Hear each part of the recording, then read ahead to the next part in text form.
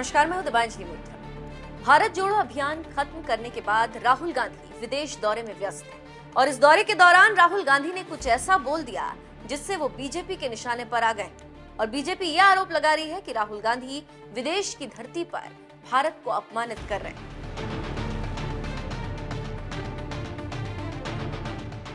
दरअसल अभी हाल ही में राहुल गांधी ने लंदन में मोदी सरकार के खिलाफ बोलते हुए कह दिया था कि उन्हें संसद में बोलने नहीं दिया जाता।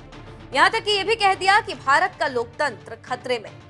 बस इसी बयान के बाद अब राहुल गांधी बीजेपी के निशाने पर।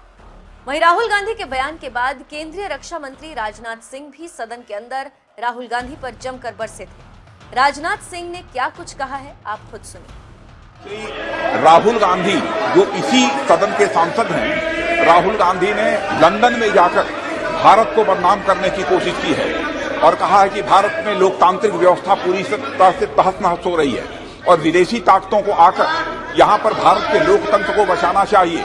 कि भारत की गरिमा पर, भारत की प्रतिष्ठा पर उन्होंने गहरी चोट पहुंचाने की कोशिश की है। अध्यक्ष महोदय, मैं आपसे यह मांग करता हूं कि पूरे सदन के द्वारा उनके इस व्यवहार को खंडन किया जाना चाहिए और उनको ये आपके द्वारा निर्देश दिया जाना चाहिए कि संसद के फोरम पर आकर वह क्षमा याचना करें। अध्यक्ष महोदय, मैं आपसे अनुरोध करना चाहता हूं। तो सुना आपने, राजनाथ सिंह ने कहा कि राहुल गांधी ने भारत की छवि को खराब करने की कोशिश की और उन्हें संसद में आकर सभी से माफी मांगनी चाहिए। वहीं अब राजनाथ सिंह के बाद केंद्रीय मंत्री अनुराग ठाकुर ने भी राहुल गांधी पर हमला बोला। उन्होंने कहा कि कांग्रेस भ्रष्टाचार की कला और कला के जरिए भ्रष्टाचार करना जानती है। उन्होंने कांग्रेस पर देश विरोधी एजेंडा चलाने का भी आरोप लगाया। अनुराग ठाकुर ने कहा कि राहुल गांधी को देश के लोगों से माफी मांगनी चाहिए क्योंकि उन्होंने देश का अपमान किया। इसके अलावा अनुराग ठाकुर ने यह भी कहा कि राहुल गांधी संसद में तो आते नहीं और कहते हैं कि उन्हें बोलने नहीं दिया जाता। को जेल में महीनों तक डालने का काम, मीडिया को बंद करने का काम ये कांग्रेस के समय हुआ है और देश से बाहर जाकर आप देश को बदनाम करने का काम करते हो, भारत को दुनिया भर में बदनाम करने का काम करते हो।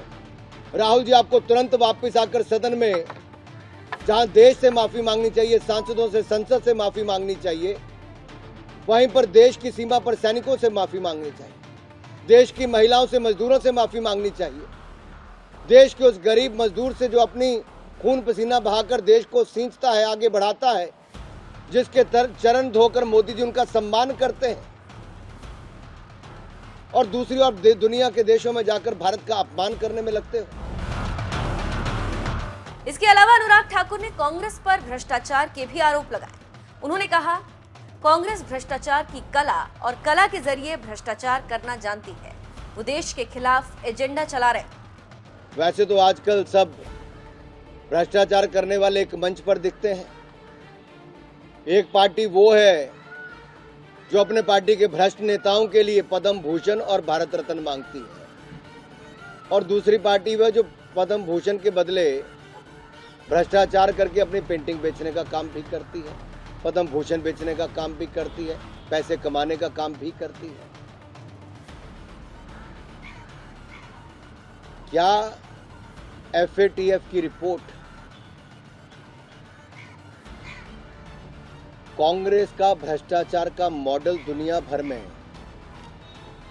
आज एक केस स्टडी के रूप में नहीं आ गया? एक के बाद दूसरा घोटाला हुआ, लेकिन अब इनके घोटाले के मॉडल भी केस स्टडी, टेरर फंडिंग वाली संस्थाएं जो इन्वेस्टिगेशन करती है, अपना रिसर्च करती है, वो भी कांग्रेस और गांधी परिवार के भ्रष्टाचार के मॉडल पर केस स्टडी कर रही है। अरे, आपके भ्रष्टाचार की चर्चा दुनिया भर में है और आप दुनिया भर के देशों में जाकर भारत को बदनाम करने का काम करते हो। वापस आइए और देश से माफी मांगिए। तो सुना आपने, केंद्रीय मंत्री अनुराग ठाकुर ने किस तरह राहुल गांधी के बयान का विरोध करते हुए कांग्रेस पर निशाना साधा। आपको बता दें कि 13 मार्च को बजट सत्र के दूसरे चरण की शुरुआत हुई थी। इस दौरान बीजेपी ने राहुल गांधी के बयान को लेकर जोरदार हंगामा किया और नारेबाजी की। वहीं विपक्ष ने एक बार फिर सदन में अडानी का मुद्दा उठा दिया। विपक्ष इस मामले में जेपीसी जांच की मांग कर रही। पहले चरण में भी विपक्ष ने लगातार सदन में ये मुद्दा उठाया था। विपक्ष का ये भी आरोप है कि राहुल गांधी का मुद्दा उठाकर सरकार अडानी मामले से ध्यान भटकाने की कोशिश कर रही। वैसे आपको क्या लगता है, राहुल गांधी ने लंदन में जो कुछ भी कहा उस पर आप क्या कहेंगे? और क्या सदन के अंदर राहुल गांधी के मुद्दे को उठाकर केंद्र सरकार अडानी के मुद्दे से विपक्ष को भटकाना चाहती है? आपको क्या लगता है? आप कमेंट कर अपनी राय जरूर दें।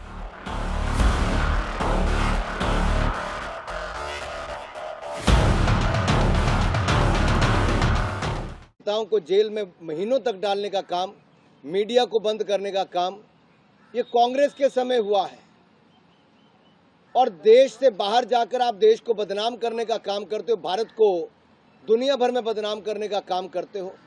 राहुल जी, आपको तुरंत वापस आकर सदन में, जहां देश से माफी मांगनी चाहिए, सांसदों से, संसद से माफी मांगनी चाहिए, वहीं पर देश की सीमा पर सैनिकों से माफी मांगनी चाहिए, देश की महिलाओं से, मजदूरों से माफी मांगनी चाहिए, देश के उस गरीब मजदूर से जो अपनी खून पसीना बहाकर देश को सींचता है, आगे बढ़ाता है, जिसके चरण धोकर मोदी जी उनका सम्मान करते हैं, और दूसरी ओर दुनिया के देशों में जाकर भारत का अपमान करने में लगते हो।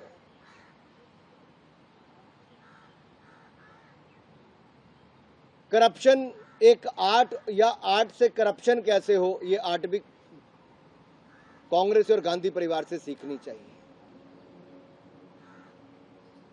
वैसे तो आजकल सब भ्रष्टाचार करने वाले एक मंच पर दिखते हैं। एक पार्टी वो है जो अपने पार्टी के भ्रष्ट नेताओं के लिए पद्म भूषण और भारत रत्न मांगती है, और दूसरी पार्टी वह जो पद्म भूषण के बदले भ्रष्टाचार करके अपनी पेंटिंग बेचने का काम भी करती है, पद्म भूषण बेचने का काम भी करती है, पैसे कमाने का काम भी करती है। क्या FATF की रिपोर्ट कांग्रेस का भ्रष्टाचार का मॉडल दुनिया भर में आज एक केस स्टडी के रूप में नहीं आ गया? एक के बाद दूसरा घोटाला हुआ, लेकिन अब इनके घोटाले के मॉडल भी केस स्टडी, टेरर फंडिंग वाली संस्थाएं जो इन्वेस्टिगेशन करती है, अपना रिसर्च करती है, वो भी कांग्रेस और गांधी परिवार के भ्रष्टाचार के मॉडल पर केस स्टडी कर रही है। अरे, आपके भ्रष्टाचार की चर्चा दुनिया भर में है, और आप दुनिया भर के देशों में जाकर भारत को बदनाम करने का काम करते हो। वापस आइए और देश से माफी मांगिए। समय